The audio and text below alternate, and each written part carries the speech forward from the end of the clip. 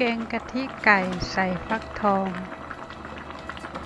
เป็นอาหารไทยที่มีรสชาติอร่อยเป็นอาหารประจำภาคกลางของประเทศไทย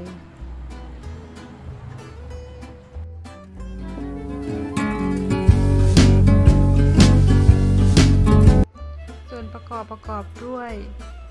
ฟักทองครึ่งซีกเครื่องพริกแกงใบโหระพากะทิ1 กล่องแล้วก็ไก่ครึ่งกิโลเด็ดผักใบโหระพาเตรียมไว้เอาแต่ใบไม่เอาก้าน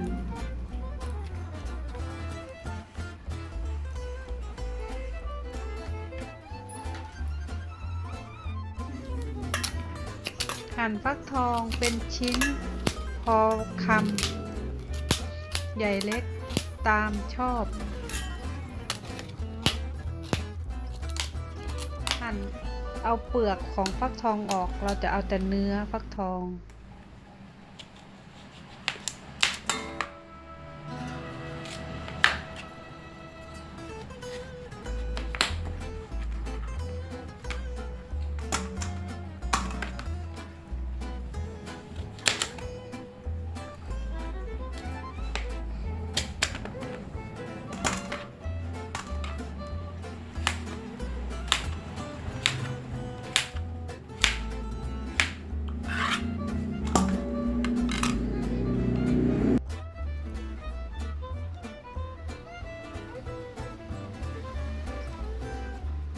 หลังจากเตรียมทุกอย่างพร้อมแล้ว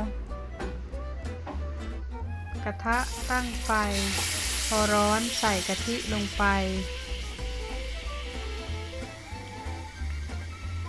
ใส่กะทิไปทั้งกล่องเคี่ยวให้แตกมัน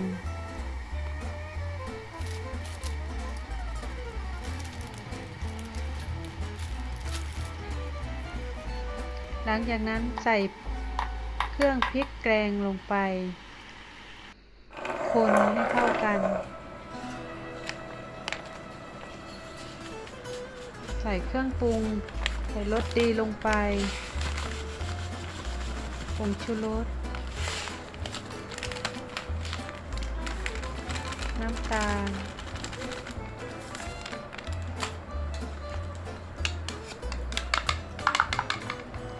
น้ำเดือดใส่ไก่ลงไป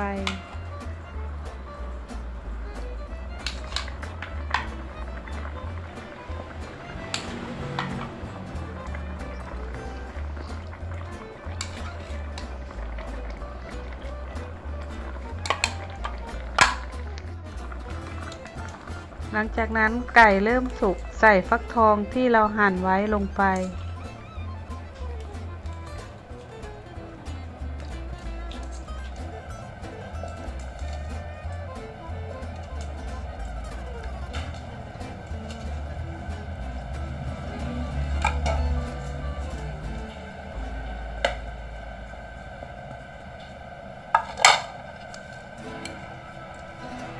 ปิดฝาทิ้งไว้ 3-5 นาทีเมื่อฟักทองสุกแล้วก็ดูว่าเนื้อไก่สุกจึงนำใบโหระพาที่เตรียมไว้มาโรยลงไปในหม้อ